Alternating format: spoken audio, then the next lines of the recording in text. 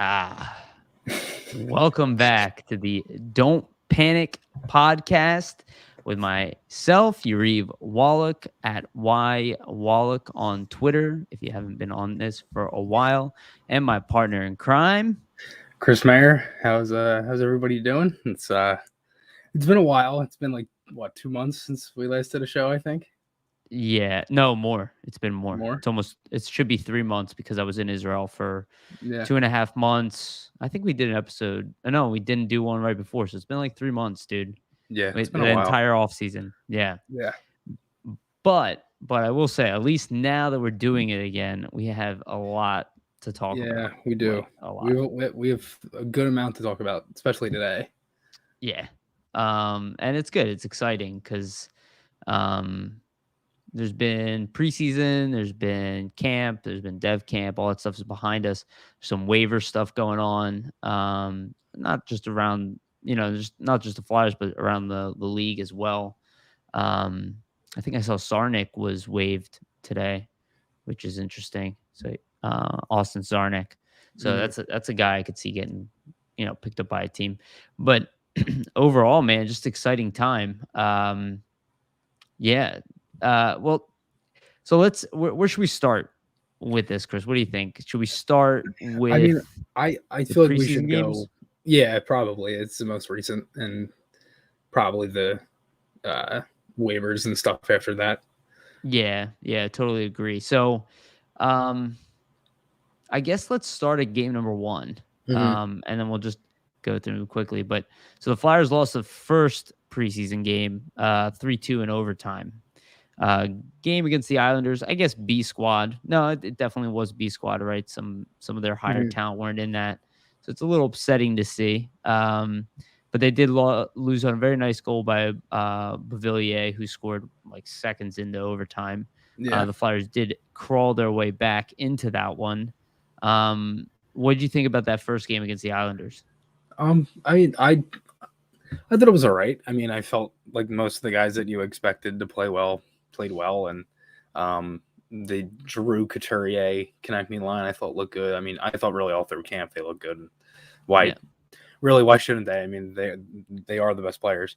But overall, I mean, I feel like if the Flyers were to replay that overtime, it probably wouldn't happen the way it did, and it was kind of just a rough play on the turnover, and then no one really got back, and there was a miscommunication, and I feel like Beauvillier, he's a pretty good player, so obviously if he has a chance like that, he's going to score, and he did. So I felt like overall it was a decent game. It kind of sucked for the Flyers, obviously, since they ended up losing, and I felt like both the goals weren't necessarily any of the goalies' faults either. They were screens in front, and the one was a power play, the other one was even strength, and Hart really couldn't see too much on that one from Pelech, and the other one from Dobson. Urson was screened. So, but I thought both goalies played well. I feel like Hart has had a pretty good preseason in the games that we've seen him. But overall, I thought that game was okay for the most part. Yeah, I think okay is the right term for it. There were some good things, some bad things. I did think Hart in that first game looked pretty sharp, especially for the first game back. He just looked really quick on all the pucks, made saves when he needed to. Like you said, the goal itself wasn't his fault. Ersan played well, I thought, as well. Not great, but I thought, again, for a first game against NHL pro talent, I think he did all right. Maybe I'm sure he'd want to have that last goal back. But again, you got a guy, Anthony Beauvillier, who's arguably their best goal scorer, like pure goal scorer, coming in on you on a bad break by the Flyers. And he just roofed it. Like there really wasn't much to it. He just fired it. It was a goal scorer's goal, 100%. And it's interesting to watch that game because it's a prototypical game where, and I think the Flyers suffered against the Bruins too, and we'll get into that game also. But when they play the Flyers, when the Flyers play players that do the little things, like a lot of the bottom six guys, I feel like that's where they actually struggle sometimes. It's not always like the star players that give them problems, that they have trouble like just sticking to a simple game plan and not making mistakes. That was the case last year. The previous year before that, I would say not. I think they handled that really well. But it shows, like, why you miss a guy like Kevin Hayes, again, the guy Scott Lawton excels in that type of game. Maybe a guy like Lindblom as well. But I think that's why the Islanders give us so many fits. They play that. I don't know if you remember many of these games, but that Lou Lamoriello New Jersey Devils hockey team, like they were never even the most talented team, but they always Just the way played. they played. Yeah, they just always play to their max potential. Yeah. Whatever it is that he knows how to do, that's top down, and obviously it's Barry Trotz as well. Right. But they know how to just play, like they can get the most out of their role players. Something that a lot of teams struggle with. So they always seem to have a really good bottom six, right? And I think that's kind of what we saw against the Flyers. Like the Flyers won, essentially came back because of talent, Right. but they lost the game probably just because mistakes. You Yeah. know? And again, it's the first game, and I feel like the preseason, I feel like a lot of times it gets overanalyzed. You know what I mean? Like especially like Yes. the early games, like there's so many things you can sit there and talk about, and what a guy does well and what a guy doesn't do well. And I mean like me and you were talking about it before we started, like the special teams, which I'm sure we'll get into, but that's something that could be overanalyzed and also just looked at as you know what I mean? So Yeah. I think for the most part, I think really the one game that I have focused on the most myself was the Saturday night game against Capitals, 3-1 win, Sure. because it's probably the closest thing you'll see to the NHL roster. So I thought that was probably the best game they played because of the players that were in it, and B, just the one that you could focus on the most because, as I said, it's the closest thing you're going to see to what the lineup will be on the 15th against Vancouver. So For sure. And again, they did play a B squad there, just to note that again. right. But there was some talent in the line, like a Kuznetsov played, right? But there was definitely some talent in the lineup, but it wasn't Washington at their max either. I do want to say, just to end this first game wrap up, I will say in that first game with Ryan Ellis and Provorov, and obviously we see this pattern already in the other games. I thought that Provorov and Ryan Ellis, that was like fantastic to see. Like Ellis was all over the place. I think probably his best preseason game was that first one where we actually lost. Yeah. But he looked good the other night against Boston too. Yeah. Even though he had No, the penalties. that was the only problem with that game. I think he just lost control of his temper a little bit, which I like. I to would some say degree, though but bad the penalty. first one was a phantom call. That was a bad call. I mean, You talking about where? No, I don't think so. It was a cross check, but they called it a rough, which it wasn't a rough. If you're gonna call it a cross check. I'm gonna challenge you on that one because the cross check was to the guy's throat. And I think that's, if you look at that replay again, because at first I agree. When I first saw it, I was like, that is not a penalty. And I completely agree. Like that's where my stance was. But on the replay, you can see that the stick kind of came here. I don't know if the impact was that high, but I think as soon as the ref saw a cross check around the neck, I think that's really why he got that penalty. Because initially it just looked like a fight for space. It didn't look like it was kind of like the most egregious thing. Yeah, it looked like it was just a play in the corner, and he got sent to the ice, and the arm goes up like, all right, 5-on-3 for 20 seconds. That's what everybody's thinking. And then he says Ellis. I'm like, wait, like, and then I saw the cross check because he did cross check him, and I was like, okay, that's fine, like, but that was not a roughing call. If you're going to call that the cross check, which I know that they've been really trying to like just take away, because we saw it in the second game where they called that one on York, which was very similar to the Ellis one. Really wasn't much of a cross check. It's I would say really that's a much weaker call. Yeah, that was a weak. I think that was just to send a message for the regular season, like we're not gonna. No, and maybe there's really a hint of that too. I just when I saw the stick around the neck, like I was watching the game with my my roommates here, and they, I reacted the way I reacted, and on the replay, he's like, I don't know, he's like, it's right at his neck, and you look at the video. I would say take another look at it again and tell me if maybe you change your mind on that one, because I think the second penalty was kind of a stupid one on Ellis. That was, I think he just, again, he got heated, which I don't necessarily have a problem with, but no, I don't either. I mean, in a penalties. preseason game, that's what you want from one of your veterans. Yeah. So let's go into the second game. This is a game where the Flyers were outmatched, and the Bruins. This was an away game. The Bruins came in with not their, again. We say B squad and A squad. It's not really true. It's just some more elite players play in the home games than the opposite. But the Flyers kind of went in with a more sparse lineup, right? Sanheim and Risto were the top pairing. York was in there. It was an interesting. Yeah, it's Sealer as well, who obviously will probably be part of the opening night not lineup, but at least he'll be on the roster opening night. Mhm. But I thought this is a game the Flyers never looked like they were going to win this game. It looked like the Bruins were pretty much in control of the game the whole time. They scored the first goal. Farabee on the power play. Flyers went down 4-1, and then Farabee again on a power play towards the end of the game. Mhm. I will say this. I like the way JVR and Farabee looked in that game. Yeah. They looked legit. Mhm. I think Cam York looked stronger as the game went on. I think Sanheim and Risto had a good performance, but not their best game. I think they played a lot better actually as the preseason went on. What do you think about that game? I mean, I really couldn't say it better. I mean, I think that if you're looking at it as the first game, as you did from the first night, that was really the first game for those guys that they've played in a long time too, Right. because no one from Group A played. Because it was really just Group A from camp, and then Group B was what they did, and then they kind of did a little Nick Seeler, right? Yeah, He played. they just put it all together, right? So yeah, I mean, I really thought all the same stuff. I thought York, as the game went on, he looked better. He was definitely better on the power play than he was 5-on-5. Sure. Yeah. I thought 5-on-5 he got beat a couple times. There was one play he had that it wasn't the best pass. It was would have been a breakaway if Smith was faster. But Craig Smith intercepted it and went back. But York had a good recovery on it.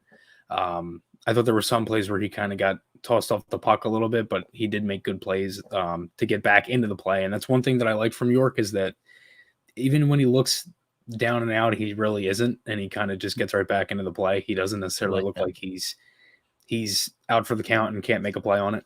But He's good recovery. Farabee looked good. Yeah. Farabee looked great, and that's a huge thing. I mean, he led the team in goals last year. Yeah, right. Yes. Led the team in goals. I couldn't remember if JVR had around the same or what. I don't even want to remember last year, but Farabee, he looked good again. I feel like he looked strong on the power play, and that wasn't just that game. That was also every game. Every game. Yeah. He had a couple chances last game against Boston. And I like the one play Coots found a backdoor, and I was like, oh, that would have been nice, but Swayman made a good save on that one. But yeah, I mean, I think for the most part, I think me and you have talked about this before, that Farabee should stay with JVR, and they should just whatever center they can kind of fit in there is probably perfect. Because I think if you can have it where you have them together, I think they just have so much chemistry. It's like, well, it works. I think JVR's continue off what he played last year.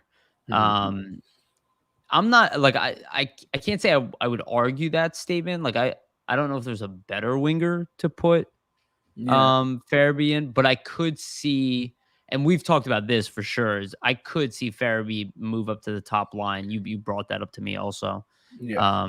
He's just he looks so strong this year already. Like I wouldn't be surprised if this is even more of a breakout year for him, like building on top of what he did last year.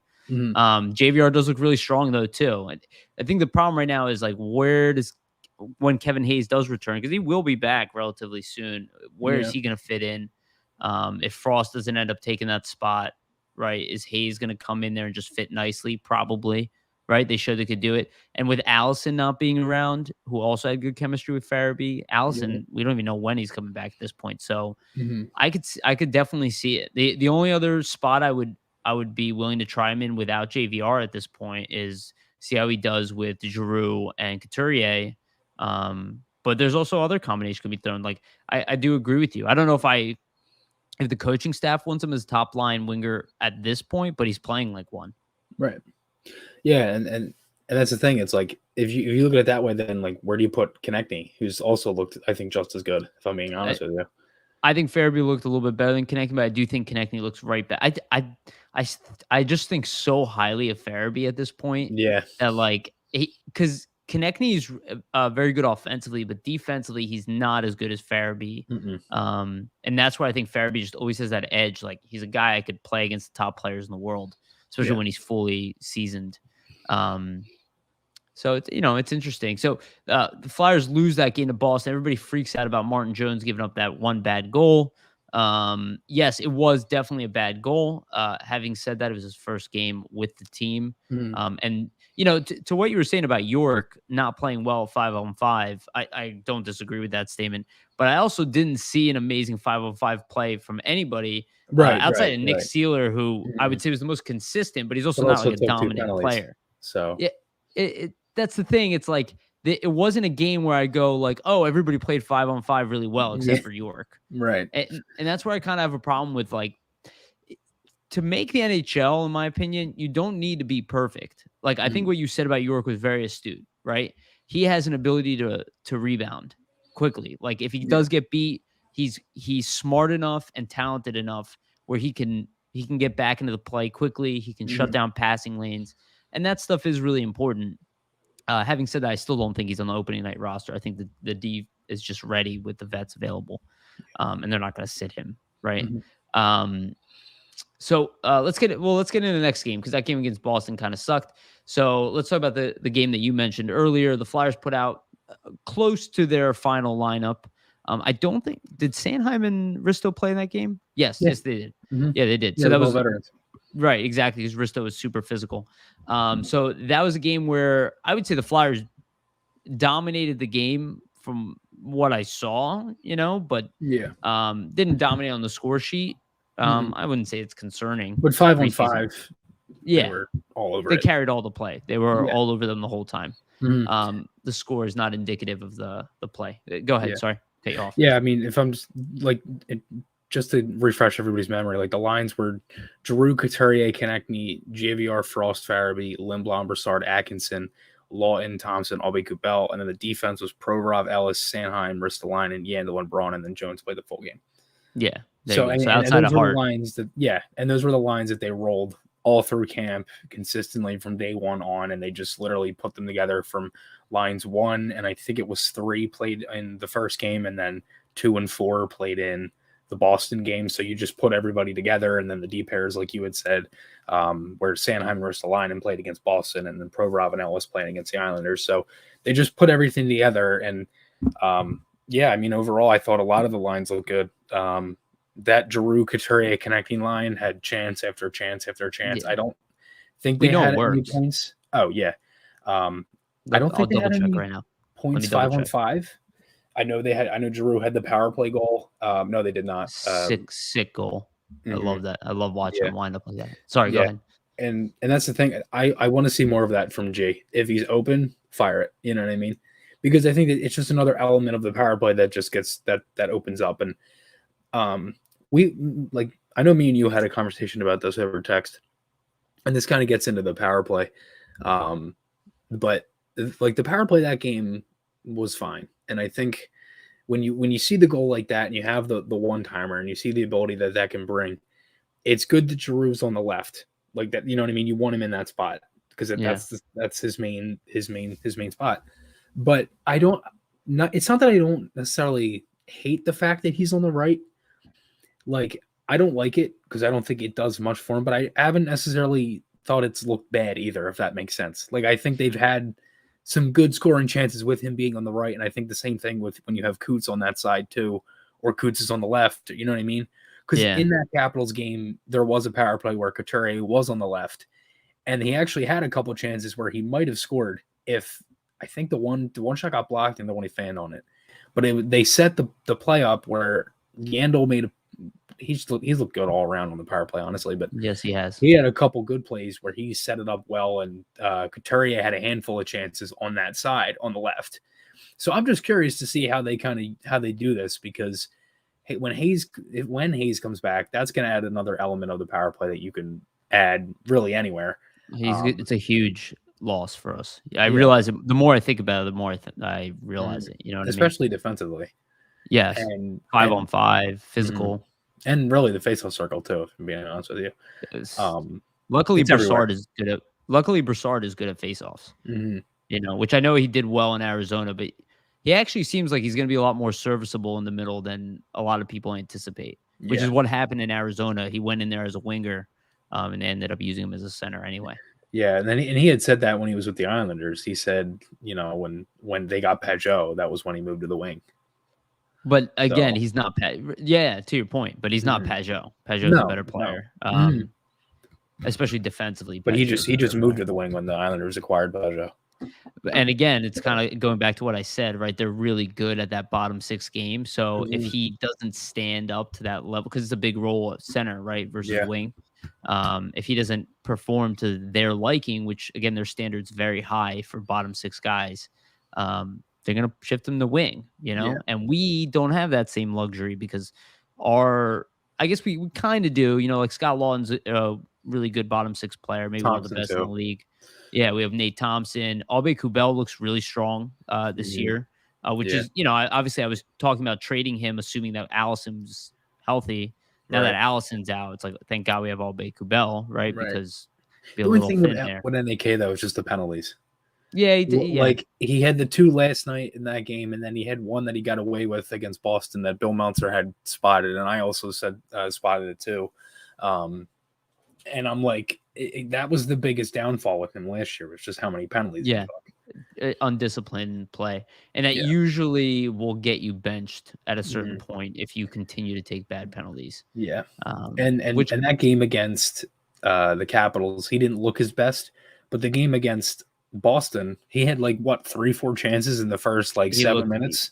actually that's a And great those were point. chances he made for himself. They weren't anything like, And he set up someone set him up. Lawton. He set Yeah. up Lawton for that the icer, Mhm. that end goal. Yeah. I think he's gotten stronger as the season has gone on, Mhm. or as the preseason's gone on. Which again, I think we'll just mention this again. I think people take preseason a little Too too serious. Yeah. seriously as Mhm. far as like production Right. points, because how many times have you seen a guy kill it in preseason, come into the season and not matter? It happens quite often, so it's not the same environment. Yeah. Again, I don't think the Flyers have been particularly great in the preseason, to be honest with you, and I think their record shows that. But I think there's a lot to work through, right? Mhm. You got 3 new defensemen, They've had you got a different new lineups every night. goaltender. Yeah, you got a new bottom 6 essentially. But I will say they've been a poised team. Yeah. Even when they went down against Boston and they were down 4-1, they still came back in, put in another goal. The game didn't get away from them, even though they were outmatched. It was never like a point where you're like, wow, they're just getting slaughtered. Yeah. That has not happened once. No matter what. Again, we couldn't see the game against the Islanders, where the last one where they just lost 3-0. But I mean, it was streamed, but still, it was. oh, I was out to dinner, so I couldn't watch it. Yeah, I didn't Um, watch it either. I was at the movies. Unfortunately, yeah, I had a birthday dinner where Yeah. we went to Chima, if you've ever heard of that Brazilian steakhouse, and I ate so much that I literally passed out when I got home. It was embarrassing, and yeah, probably not going to do that again. I'm All sure right. you felt that this morning on your run. Oh, I didn't run today because I felt too No. fat, felt too heavy, but I did lift, did extra lifting. I'm at 7 days a week now. I don't take a single day off from working out. Good for you, Yeah. dude. I Absolute can't. grind. I honestly, I don't know if I can go back with that. It's like an addiction at this point. All right, so Dude, you were let's. in Israel. You didn't take a day off. I didn't. I took 1 day off the entire 2.5 months, You're like a even gym with dog. sightseeing and whatnot. Yeah. Like when I would go over, I'd run, whatever. I'd find something every day. Yeah. I'd see your Instagram post. Be like, oh my god, this sounds brutal. I still do it anyway. Like. Yeah, dude. Oh my god, the sun there. It's like Arizona sun because the Yeah. desert. Mhm. And yeah, my times were not good. Yeah.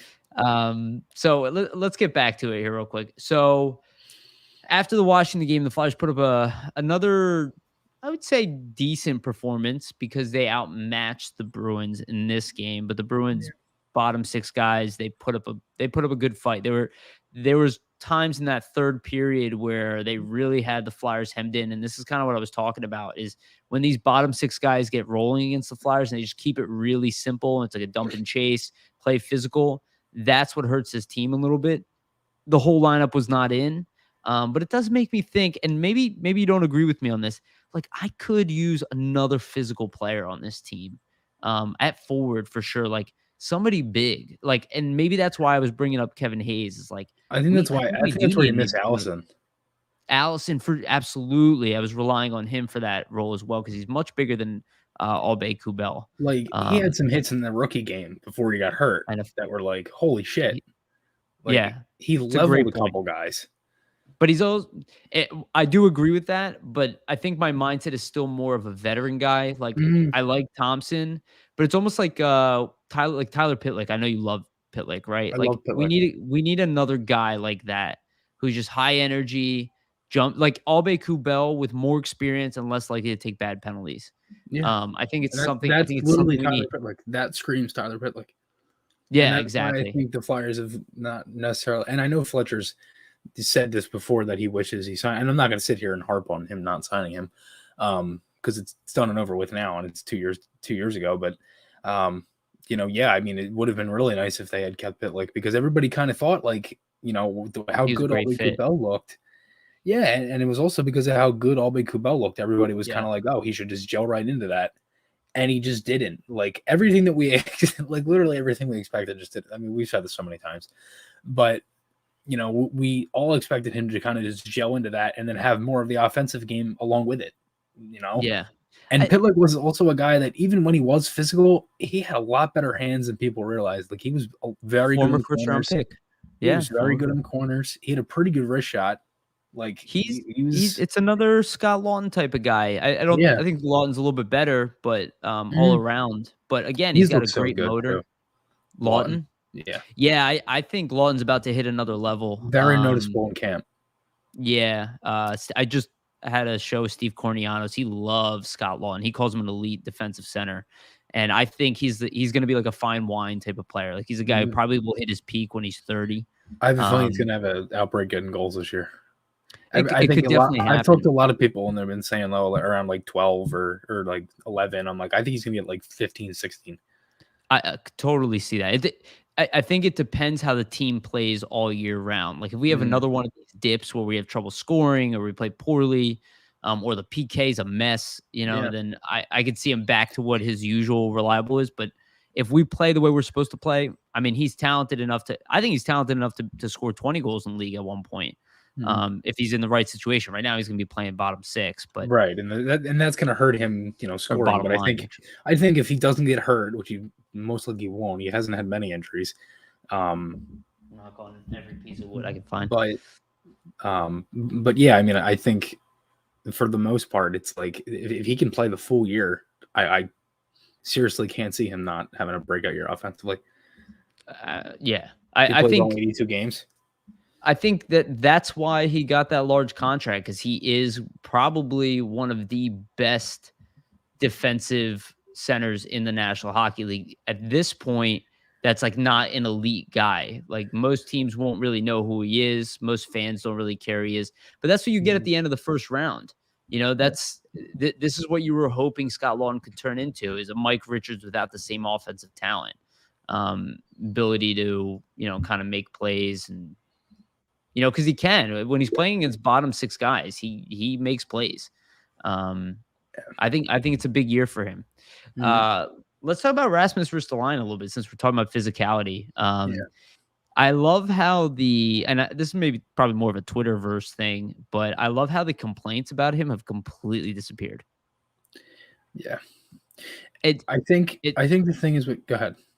Well, the only reason I want to say that is because one, he's looked good.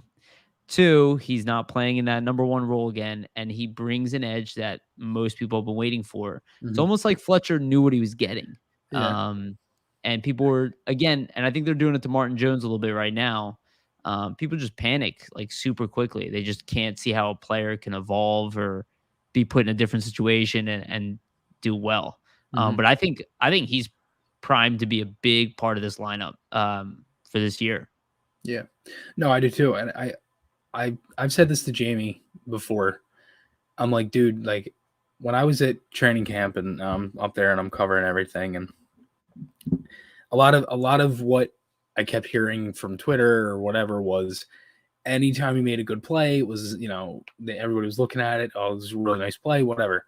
But anytime he made a bad play, it was everybody would just point it out. And I think that's the problem with Ristolainen is all you're going to see is every time he makes a mistake, it's going to be pointed out. And then there's going to be, he sucks. He's this, he's that. He's because he's on Buffalo and everything like this. Like all I'm looking for Ristolainen to do is just play solid defensively. That's it.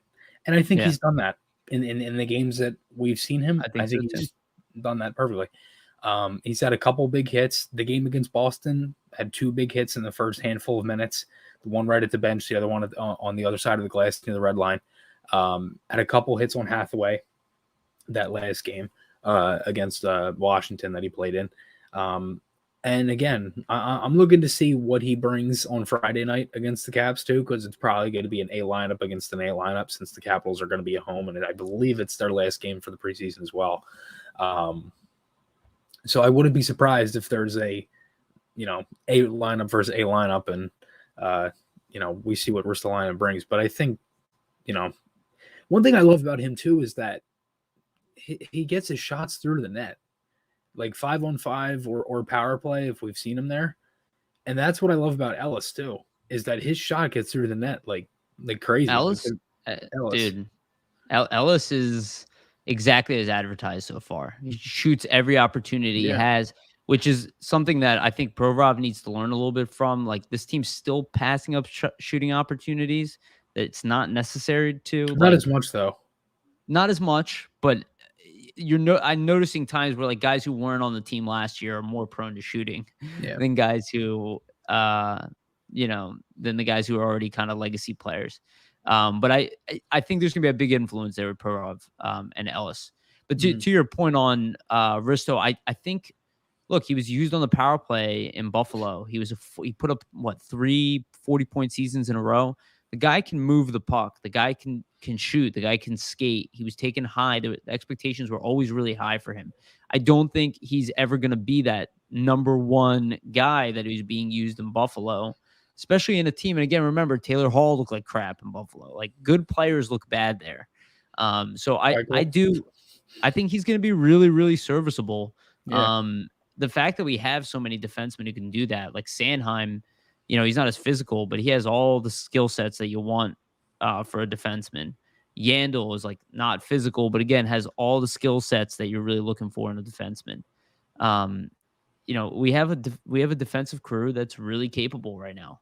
And I think Ristolainen is kind of like the icing on the cake right now. I think it's some of the stuff we were hoping that Myers could bring last year. It looks like Risto is stepping in. And fairness, he's much older and much more experienced. Still young now. He's only 26. He's not. Yeah, it's a good way of putting it. He's not that much older. He's much more experienced, right? Because he started at 19. 19? Yeah. Yeah, 19. He got drafted and put, again, something that always is not a good idea with defensemen. And they did it with Dahlin too. Yes. At least Dahlin, his ceiling is still number one defenseman. But if you put these guys in like a bad position persistently every season, you're going to stagnate their growth. Yeah. For sure. So, do you want to talk? Well, I guess we couldn't watch the last game, unfortunately, right? So we can't really talk too much about the Islanders. I heard game. Jones had a great game. That's one thing I kept saying. Jones looked really good. Yeah, well, I heard he was solid. So that means he wasn't responsible for losing. Which I think 2 of the goals were power play goals. Do you? I don't even think that. I don't know why. People are going to call me a fanboy. I keep getting called a fanboy, but I'm not concerned about Martin Jones. Like, I never went into this season being like, "Oh my God, what's going to happen?" I didn't 100% love the signing. I think there was some other options. Sure.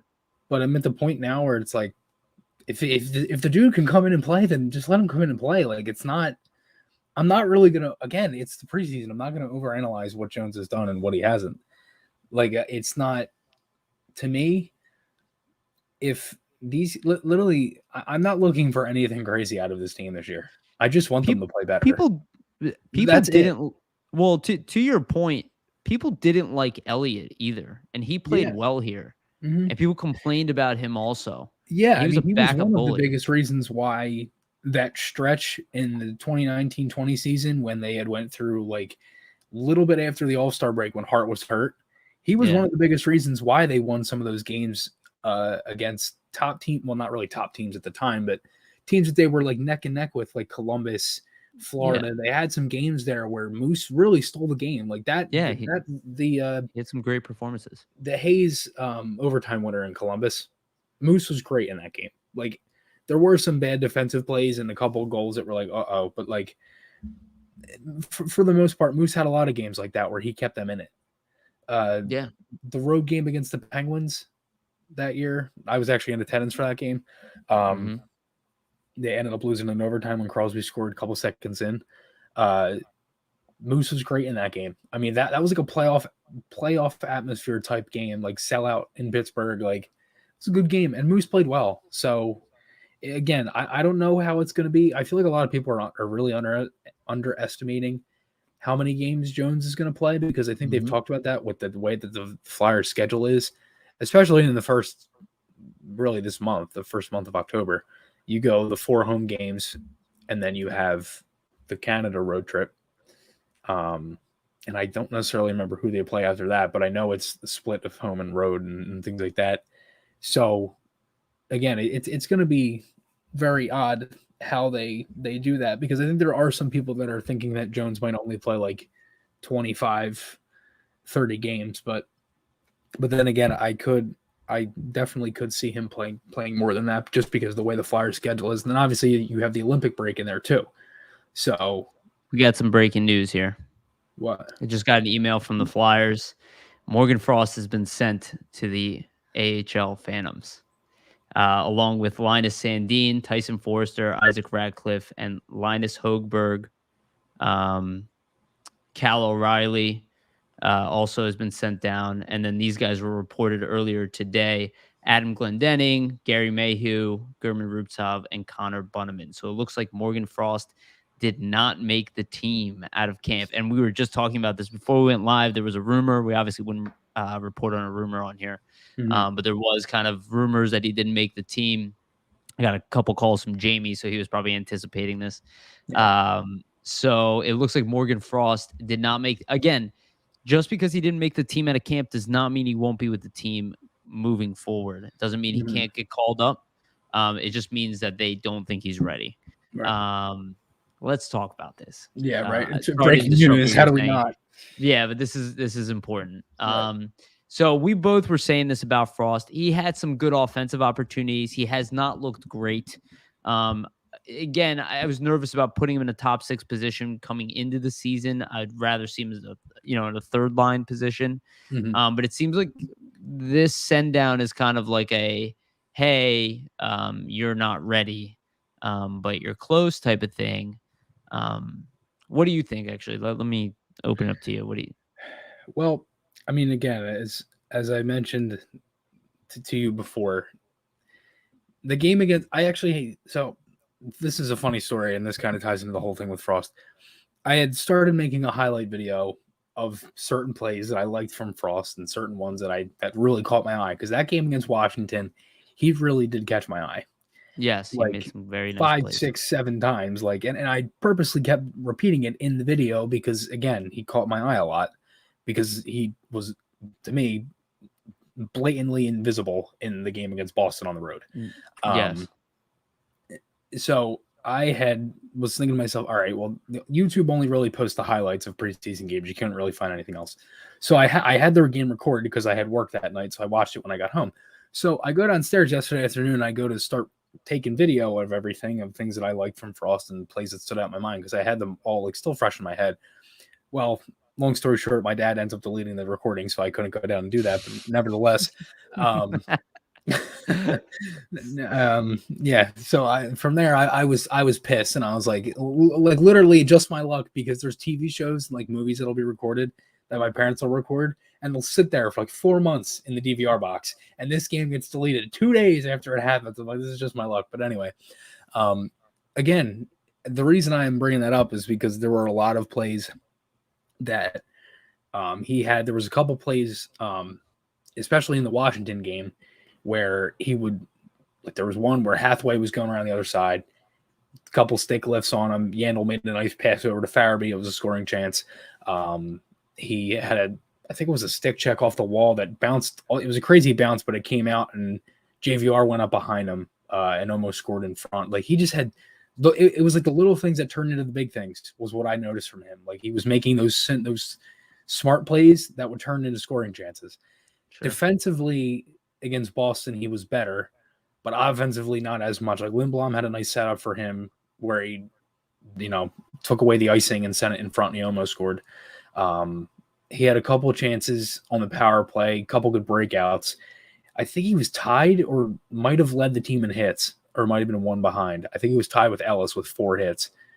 And physically, he wasn't there, but there was a couple of plays where he would move off the wall and set up guys. Like there was a play, still the dying seconds of the first against Washington. He made this play on, I think it might have been Schultz. He came off the wall. Like, how he does that little like quick move off the wall where he'll kind of freeze for a second and then go? Well, he did that and sent it in front of Farabee, but he didn't get a shot off because he got checked. But it was like the little things that turned into the big things. Like Frost, like everybody talked about how he looked good and, how he looked bigger and stronger or whatever. I'm like, okay, that's great. Like, it's good to hear that, but like, you got to play like it too. Like you can't just continuously say it and then just play the exact same. So if I'm thinking about it, I'm like, all right, he didn't necessarily look physically engaged in the first game against Boston. Well, the second game against the Capitals, he looked better. He had a couple plays where he looked stronger defensively and made some good plays on the puck along the wall and used his body. And I think he did that. Not to completely cut you off, but just to go back to my previous point, when a player does poorly, like we were talking about York, and the whole team does poorly, when the whole team is dominating and you're dominating too, you know what I mean? It's also important to pay attention to that, right? Where it's a little bit easier on him in that game against the Capitals too, because the rest of the team was rolling. But sorry, go ahead, please. And and I think again in that Boston game, he looked good defensively, but I think he might have maybe, again, I don't know this because I don't know Frost and I don't know anything that happens in the room, but I don't know if he maybe focused more on the defensive side of the puck in that game and maybe toned away from the offense or maybe just the way the game played out for him. I don't know. But I know. Well, look, I think it's also important to note, and I'm sure people are going to ignore this factor. He missed all of last season, essentially. So he's missed a lot of hockey of late. Sorry. No, it's all good. He's missed a lot of hockey of late. So it's important to recognize that he's not in the best game shape coming into the season. Like even a guy like Tanner Lazinski lost a lot of time too. He probably also wouldn't have made the team out of camp because of that factor. So it's important to remember that with Frost, that a lot of this could be them going, hey, like you're close on the offensive side. Like we're seeing it, but you're not in complete game shape, because there is some of that. And while he's bigger and stronger, that's not necessarily the biggest thing to him making the NHL. It's more about how he plays off the puck, right? When he doesn't have the puck. That's probably still the case. So it'll be interesting. I'm sure most people are going to harp on him and ride him. But I guess it is surprising just because it looks like the Flyers are going to have to shift their lineup now. My guess is this Friday game, you're probably going to see Giroux at center. You think Giroux? I think G would start second line center. And what, they put Farabee at the top, keep him with TK. You could definitely see. That's why I think that last game was Farabee with Coots and TK. Because I think that's because I think if they keep that together, then I think that's a good, astute observation. I think there's a good chance that what you're saying is true. Most people probably won't like that, but quite frankly, Giroux can handle it. I would be interested in seeing if Derek Brassard can fill in that void for a little bit. I think he's looked strong. And then you can shift Lawton up to third line center also. And then you put Thompson as fourth liner. The problem with Lawton though is that I get worried then because it's like I feel like every time Lawton's out of the bottom six, it doesn't look good. Well, no, he'd be in the bottom six, third line center. Oh, right. Okay. Right. Oh, okay. I thought you said second line. But to your point, he's less effective at third line center than he is third line winger or fourth line center. Right. When he plays like a wing on the third line, he's more effective overall. So I agree overall with what you're saying, but you're trying to make it through the Kevin Hayes saga. Injury, right. Yeah, but no, I think there's a lot of truth to what you're saying, though. I mean, quite frankly, Giroux, not lately, but he used to be one of the best centermen in the National Hockey League. So it's not like you're necessarily putting a guy in there who can't handle that Yeah, it's role. not like he's just gonna go in and play like absolutely jack shit. Like he's I, gonna. It's I Claude actually Giroux. I actually thought of it like this. If you do keep, I had this thought the other day, it just came back to me. If you do keep, let's say you go with Farabee, TK, and Couturier as your top line, okay, which I think is still pretty good, especially because Farabee looks amazing. He's probably, I wouldn't be surprised by next year he's the best player on the team, outside of Couturier and G, I guess. I was gonna say, are we forgetting we have Couturier here? Or? Yeah. Well, I mean, I think that highly of Farabee at this point. The guy is sick. But anyway, Yeah, the second line. future So captain. well, to your point, right? JVR is no longer with. I do think he's future captain. I know that's why I said it. JVR, yeah, yeah. JVR is no longer with Farabee, right? Mhm. So the lines are going now. Somebody I think who can help Giroux with the center position is somebody who I would say is probably the second best defensive. Well, he's the best defensive winger on this team. Yeah. You can make the argument it's Lawton, but Oscar Lindblom. Yeah. If you put Oscar Lindblom with Giroux and then Cam Atkinson on the right side, who can also play defense really well and is also a goal scorer, all of a sudden they might help Giroux, not in the sense that Giroux needs help playing D, but they're very responsible players. So it doesn't put as much of an onus on him having to be the most responsible center. He You can take a also little had more that risk. line last year. Very short time together. Is actually right before the Flyers went down. Like playing bad. It was Lindblom with Giroux and Albay Bell, and they had that comeback against the Penguins. That line had I think 2 goals, I think, and yeah, it's coming back to yeah, me now that you're saying it. they had that line with Lindblom, G, and Albay Bell. Atkinson adding to that. Holy Is shit, that's like icing on the yes, cake. That I think that's perfect right. And you because it shift adds that JVR right-handed down. element. You have another good defensive winger in Exactly. Atkinson and Lindblom. They've already been together through camp. You add Giroux to that, it's like, dude, that's like chef's kiss. It, There's and I've stated over and over again that I've wanted to see Atkinson and Giroux play together. So like maybe there's something there. And if right. Lindblom is back to where, and he looks good, if Lindblom is back to where he was, he is a very good defensive center or a defensive winger. So you're talking Yeah. about two guys who can allow Giroux to play a more offensive game playing down the middle, right? Where if he plays a guy like TK, he's got to play a lot of D. You know, if he plays with even NAK, right, who's actually not bad defensively, No. or JVR, who's Mhm. not bad defensively, but also Right. not he's not that fast, Who and would he's you not the think would be best the defensively. 13th forward now? Well, I noticed that Max Willman is still available. He was not And cut, is and to be honest with you, he hasn't looked bad. Bonneman was also sent down. Yes, which I'm not surprised about. No. Um, I know they you I know thought who Tyson Forrester. do you know who wasn't though was Jackson Cates, who I don't necessarily think has looked bad. I actually thought he looked really good the other night, and you Yeah. might have nailed it, dude. Without Lazinski and without Allison, Dude, he is the. Legzinski's such a bummer. I It is know such a bummer. it's a huge bummer.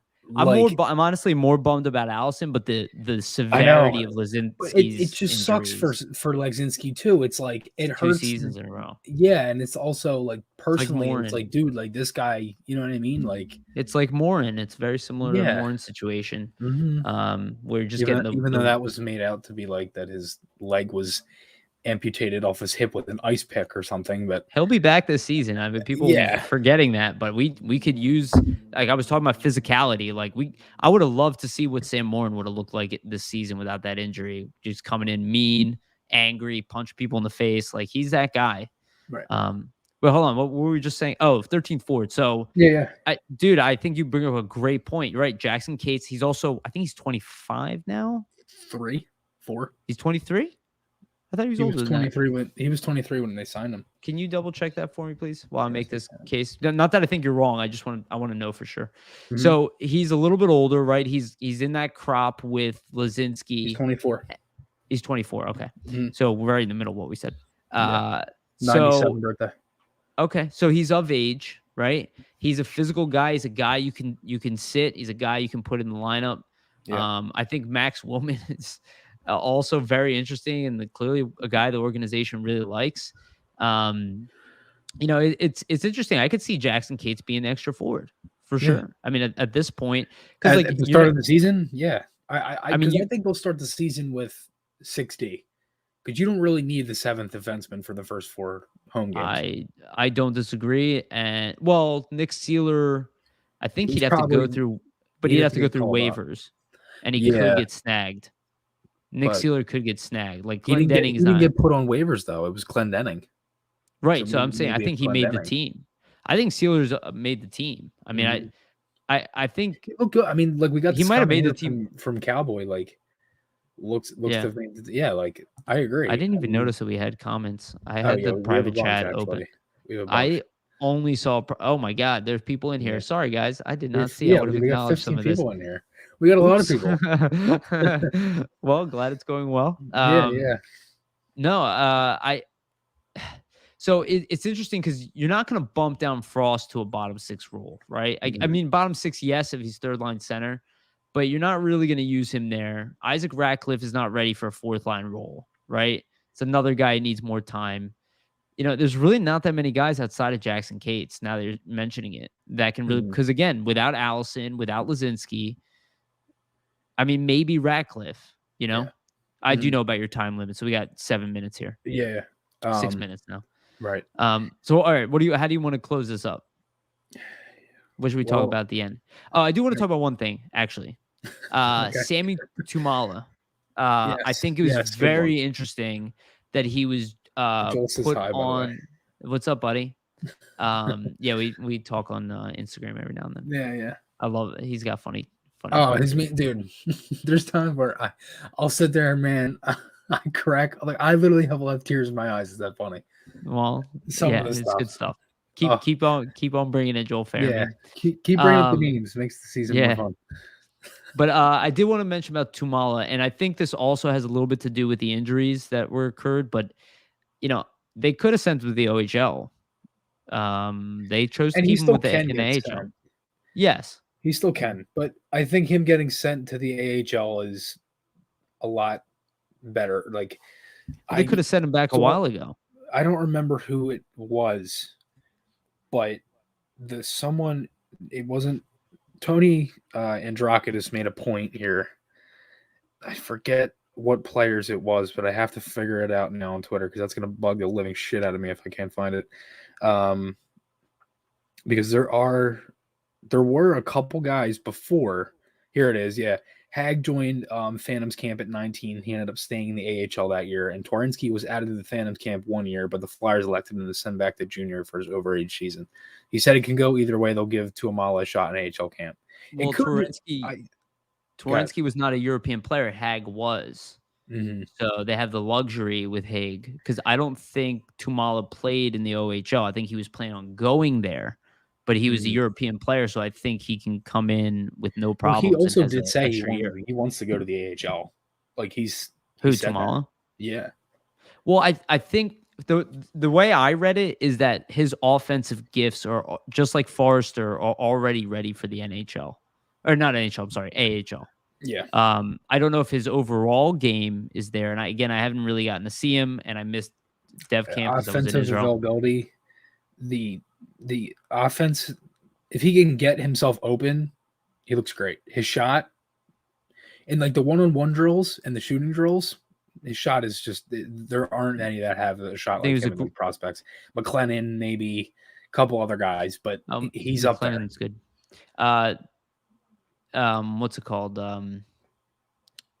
Steve Cornianos talked about Tumala and on the last podcast we had together, and he's very high on him. He's like, I thought he should have been a first round pick. Yeah. So I think he's the type of guy where I've talked about this before. He's a boomer bust guy. He's probably never going to be a guy who's going to play in your bottom 6. But I think maybe that's what the Flyers see, is that they see, hey, this is a top 6 forward in the AHL right now. We don't have Allison. Lazinski's out. We don't have many goals. We have Forrester, right, who's probably going to stick with the team. Obviously, he's obviously looks great. We lost he Wisdom. did get sent down too, Forrester. Well, I'm saying to the AHL Oh, squad. okay, yeah. He's never going back to juniors, Oh right? no. There was. I know it's obviously not a question at this point, but um, yeah. Chris, I didn't even get to look at your fantasy Oh team. I've yeah. been running around. Oh God. Yeah. All right. Should I pull We it got up? 3 minutes. Should I Guys, we pull it got up? 3 minutes. Chris is a hard stop. Yeah, if you want to end on that, we can end on that. Yeah. Yeah. I probably still have it in front of Yeah. me. Hold on. It's in our text, Yeah, dude. hold on. It's sick. Like the fact that I got How many teams? 16. Oh wow. Okay. Yeah. The Yeah, it's a big league. because Joel set the draft as like a minute 30 for every pick. So it was like a minute and 30 seconds. So when guys weren't in the draft, we probably only had like maybe half of the league do the draft. So we had to sit there and wait an hour, or not an hour. It was probably like 2 hours and 20 minutes, the entire draft. Yeah. Started at 10. We didn't get done till probably 12:30 at night. Oh my God. Yeah. I was like, this guy's such a bonehead. No, I'm kidding. Did you hear that Donald Trump meme come up, or is that just me and my? I think it's from our chat. As you were talking, I heard Donald Trump go, "I'm gonna come." That's great. Let's talk about it real quick. Yeah. All right. So you got Kucherov and Point. I mean, yeah, those are humongous wins. Svechnikov, it's essentially a superstar all-star team here. Svechnikov, you got that nailed. Farabee, probably, like I said, going to be a big breakout year for him, most likely. On top of that one, Bavillier, saying it earlier, goal scorer through and through. Fiala, fantastic pickup from Minnesota. JVR, obviously, a very good pickup, probably power play points included in him. Voracek looks like he's going to have a great season playing for Columbus. He's already putting up points and playing on their top line. So really no downside there. Yamamoto, very talented player. I mean, I think that's kind of maybe a little boom or bust for you, but I think the boom could be very rewarding. I don't know if a bust is even there, but he could be a very high point producer this year, or just like an average guy. Quinn Hughes signed. You're all good there. Sarnak, I mean, obviously very good. Great team. Justin Schultz, offensive defenseman, shouldn't be any problems there. Ethan Bear is going to play a big role with Carolina, so another good pick. Marino, I actually don't know too much about him, but he's on the Penguins. He's a defenseman, so most likely he's going to exceed expectations. It seems to be the trend there. Riley Smith, I mean, again, another really good pickup. Maybe declining, probably not. Yeah, but Vegas is Vegas. So. Exactly, and he's still in their top 6, so there's no downside there. Ryan Ellis, potential to have a career year this year with the role he's going to be playing with the Flyers and playing with Provorov. Might be his best partner, quite frankly, that he's had. Outside, I guess, Roman Josi. I don't think he played that much with Josi, but yeah. And then Oscar Lindblom, again, resurging season. That could be a humongous win. Shattenkirk, offensive defenseman, on the worst team in the league, but again, will have a huge role for them. So he could end up maybe a minus player, but putting offensive points up for sure. And then Cizikas, which I assume are hits included in this? Hits and block. That's why I took Chernak. Yeah. Then and Chernak is a monster with block shots. Yeah, so that's what I was saying. Cernak, Cizikas. Yeah, I mean, this is a dope team. Freddie Anderson is a goalie. He'll probably do well because he's got a good defense in front of him. John Gibson is one of the most talented goalies in the league. Rough team, but whatever. But then you got Sorokin in front of one of the best defensive teams in the league. So you really can't go wrong. So you have an all-star squad. There's a good chance you will go far in your league, in my opinion. I'm in another league with, I don't know if you know him, Travis Ballinghoff. He does the media for Nasty Knuckles. He does all the behind the scenes. And I haven't met him, though. It's like, it's for money. The first place winner gets like $520. So I'm really, and it's like the same thing. And I think I have around a similar pick. I had the 6th overall pick. And I was on the phone with Aaron Bone, and we're sitting there, and he's another writer for Nitty Gritty. Obviously, you know him, Yariv, but shout out to Aaron. Yeah, what a guy. We're sitting there, and the two of us were just grinning from ear to ear with how many good players were left, because a lot of the guys were just in like auto picks, and we're like, dude, we're flipping through, and like Miro Heiskanen didn't get taken to like the 11th round. I'm like, dude, like some of the picks were just insane. But yeah, It was I didn't even do fantasy draft this year. oh my God, I can't. I terrible. don't have enough time. I don't have enough time to manage it anymore. Oh, I don't have time. It is fun as hell, but I just don't have the time. The most fun part is drafting, honestly, Yeah. and managing your lineups is a pain in the butt. Oh, All right, Chris, I think you need to jettison off here. I Okay. do. Yeah. Guys, we're officially back. We're gonna try to do one of these a week, Yeah. for sure. So if you're Yeah. on, look out for them. They're gonna be weird times for now until maybe we figure out some kind of cadence. But we got to work around Chris's work schedule, which is at night, and my work schedule, which is during the day. So And then the yeah. games, and then Yeah. whatever other shit we have planned. So yeah. Yeah. And I was actually supposed to record with Ryan Marker at this time, but Marker had to cancel last minute.